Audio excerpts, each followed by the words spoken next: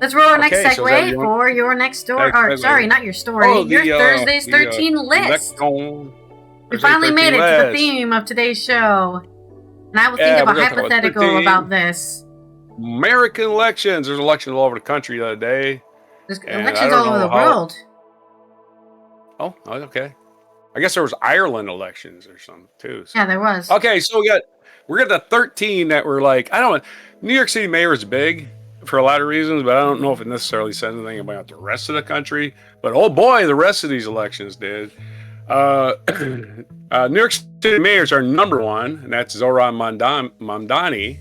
Won over 50% of, I said a 20-way race. It's basically a 6-way race, but write-ins got a lot, so I guess I was counting them.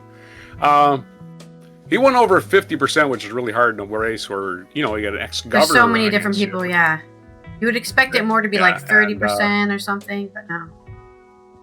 Right. You say, well, that's just some city, and that's always liberal. But yeah, really, if they're that liberal, why did they have the Republican mayor 3 terms? He actually broke the law getting 3rd term, Bloomberg, and he was a Republican, the whole Obama administration. So, right, they were to the right of the government then. So, although he's a liberal, socially, he's money guy. Bloomberg, come on, hello. So New York City is not necessarily a harbinger, but again, this is a big city, biggest city in America. 2.3 million people voted. Just for a comparison, that's the same amount of voters who voted in the last presidential election, which is usually a big election, right? Get the most voters out. In Idaho, North Dakota, South Dakota, Montana, and Wyoming. You combine all the voters in all of those states, and I think I might even left out a state, but yeah, you still don't get 2.3 million actual voters in the last. I looked it up in the last presidential election, so it's a big deal because all of those states get 2 senators and at least 1 representative. So they're screwing up our elections every damn year, even though this stuff they're voting for ain't really that popular when you look at how many people are for it in actuality. Number 2 is Virginia Governor. Abigail Spanberger became the first woman to be elected Virginia governor. She won 57-42, which is an ass kicking. She's a former CIA officer. I was talking about the CIA earlier. Like, she knows about mercenaries. But she ain't going to tell you. You have to torture her first. And even then, she probably had to take some kind of pill. But anyway, former CIA officer Abigail Spanberger probably has presidential aspirations, I would think, after being elected governor of Virginia. Really got trounced in Virginia. That election was not really close. So you're ring, it's the Winsome Earl Sears, one of your rare black MAGA women, right? She did not get a whole lot of support in that state, but she's got 42%. She was totally trounced. Their next race. Hello, Dorina. I hope you're having a good Thursday. Huh? Happy Thursday. I'm still trying to read what I wrote here. New Jersey governor's our 3rd one. We have former Navy pilot Mikey Sherrill defeats Jackie Ciatrelli. I guess that guy runs for governor like every 4 years and loses. So he got trounced again. 56-43 was the latest election returns. Most of the votes are in. These things were called. Most of these races are called pretty damn early on TV. It's like they're going to pretend that it's not a trouncing on TV just to keep people on TV through their first commercial break. But by the time they're back from the first commercial break, they've called every race. They just close. Like, we're going to call the Virginia governor. Like, yeah, no shit, huh? Everybody else says the internet. We're looking at it, right? So, yeah, we know when the decision desk calls it because they actually have, a show. and Twitter, because Twitter's, it's right in Twitter. And number 4. Oh, we're going to talk about Mikey Sherrill. It's a Navy pilot, Mikey Sherrill. Her name is Mikey, short for Michelle, I imagine. So, yeah, she won. So, Navy pilot, one of your, not the first woman governor of New Jersey. Christy Todd Whitman beat her to her like 30 years ago. But Christy Todd was a Republican, so she's the first Democratic woman. There you go. Number 4, Pennsylvania Supreme Court. Pennsylvania screwed up our election last cycle, right? 1 year ago today, Pennsylvania was busy screwing up our election by voting for Trump. Well, they reversed their stupidity by what they had was a ballot. What they do is they vote yes or no on current judges after they're elected, right? And if you get a no, then they have a special election later. So they Pennsylvania Supreme Court, Kevin Daugherty won 61-38, Christine Donahue won 61-38, and David Wecht won 61-38. All Democrats. Democrats retain a 5-2 edge on the Supreme Court of Pennsylvania, which is big news. In a swing state where elections can get contested, like, you know, Rudy Giuliani did last time with his chicanery. So that's big news. Pennsylvania Supreme Court, another big just trouncing. Would you say they got trashed? Oh, they got trashed. They got trashed. And, yeah, I love saying that. They got completely trashed. I mean, all three of these were a similar margin, like exactly the same. It ain't like somebody said, I want to retain this guy or that side. No, it's straight on party line. It's like, I don't even care if all three of these people are assholes. They're just, yeah, sticking it to the current power structure, saying, first of all, release the Epstein files. What are you hiding? What are you hiding? What are you hiding? What the reason you're hiding it is pathetic, really. Who are you protecting? Money? Voters are more important than money. This is what we got to show. Votes are over money. Votes over money every time, because money belongs to so few people that they decide what it's worth. That's how bad it is. Anyway, yeah. So number five, Attorney General Jay Jones. Now, again, he made some kind of remarks that sunk his ship, supposedly, in any other election year. Had some posts on Facebook that were a little, could it be considered aggressive? I'm not going to repeat them because I don't care. I was like, Trump, again, here's your media controversy over this guy's remarks when Trump makes 50 hateful posts every single day, at least 50, and he never stops, and nobody ever calls him on it anymore. But this guy, oh, he made a hateful remark. I don't care. Anyway, they said he was headed for defeat, but he still won 53-47. Won by 6 points. Yeah. He defeats a guy named John Raines, who conceded right away. He said, we're going to work together, which is the spirit of democracy, not the spirit of one thing against you. Number 6, Virginia House of Delegates. Oh, okay, Virginia's another one of those swing states, theoretically. Well, Democrats had a 51-49. They have 100 people in the House of Delegates. 100, that's their Congress.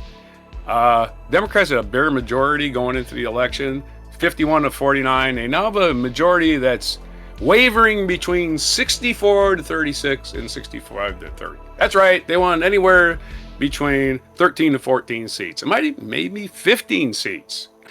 Yeah, that's almost a supermajority. That means 2/3. And that's one election. That's a big swing. Also, Virginia Lieutenant Governor was another race to watch there. Sometimes they don't have coattails, but again, it was the exact same margin. Virginia Lieutenant Governor.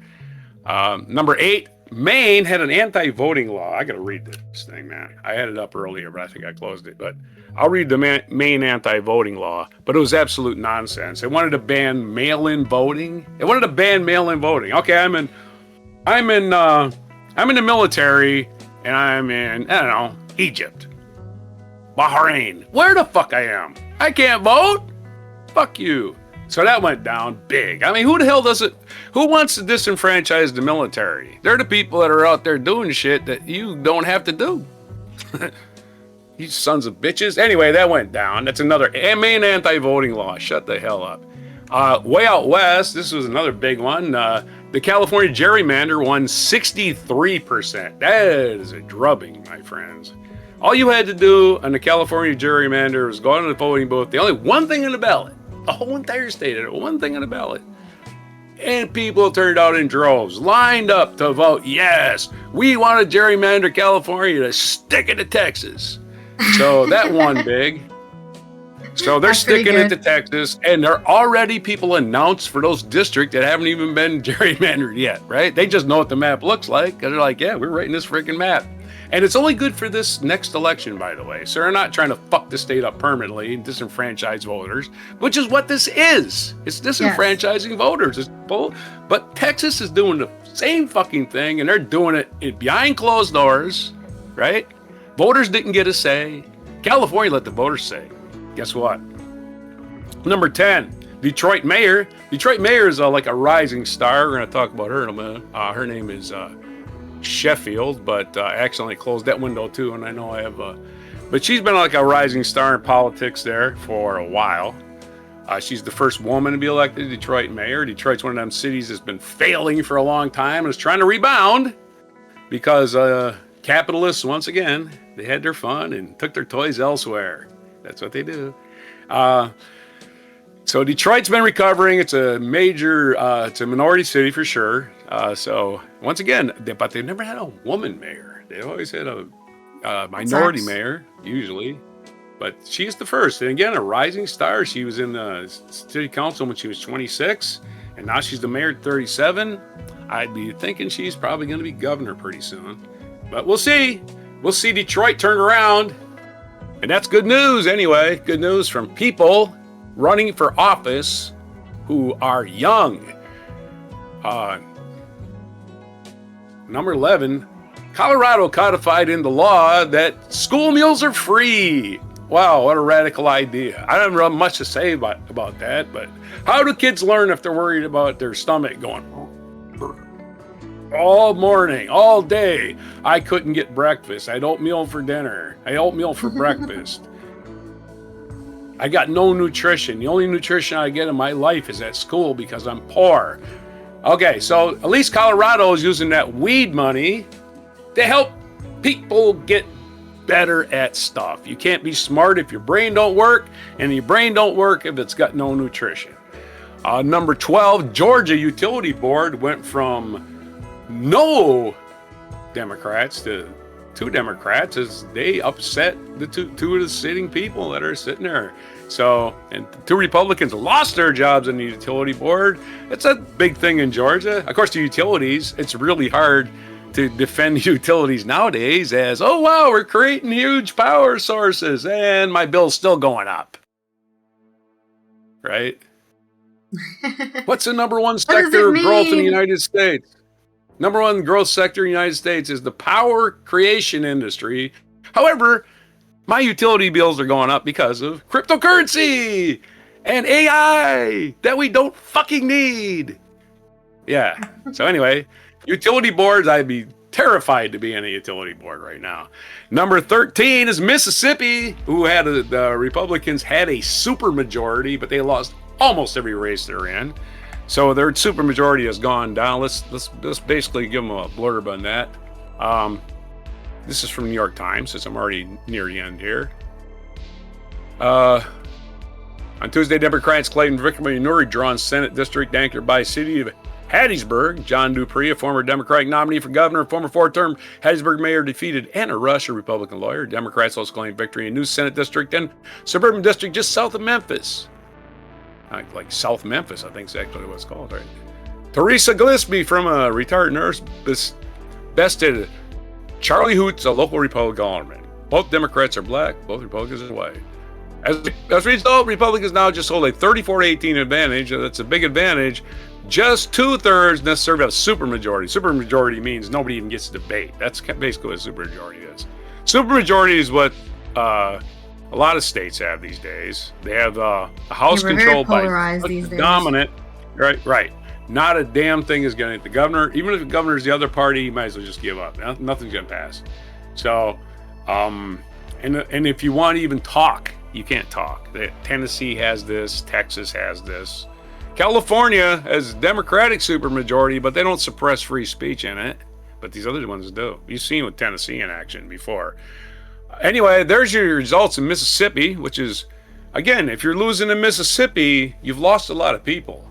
So there's your Thursday 13, but all the good elections. There was not one bad election result I can think of, except the idiotic Texas amendment, which says something about parents have rights to control their kids or some shit. And another one that said you needed to be an American citizen to vote, which already fucking exists in the Constitution. So Texas thinks they need to put a fucking amendment in there for that. Just to make sure, I guess, the federal government won't force, hey, you know what? Fuck it, everyone can vote. Woo, let's go. Put your ballots in now. You've got a tax code. I sometimes wish it was like Right. that. If you've got a tax, here's your hypothetical. If you have a tax code, you can vote. Here you go. You pay taxes, you can vote. I think that's a more truer statement of democracy than I was born. Other than the oligarchs totally abusing that system. That's a great. Well, they only get one vote. They don't get 20 votes. They're just one. Do you think they can't buy somebody's vote? All right. I'm just. I mean, it's already happening. So why are we acting like it's? Why that would make it worse? It'd be the same as it is now. We would just have the transparency. It would make it. It would make it more profitable. Well, there's my hypothetical, and there's your Thursday's 13 list. People selling their votes. All right. I got applause. We got a. Oh, that was your hype. I should be the one getting applause, but I guess I'll. Yeah, okay. Here's your applause. Hold on. For the list. No, sorry. No, we get it. You need to be celebrated with your list. This is also sarcasm. I'm being sarcastic.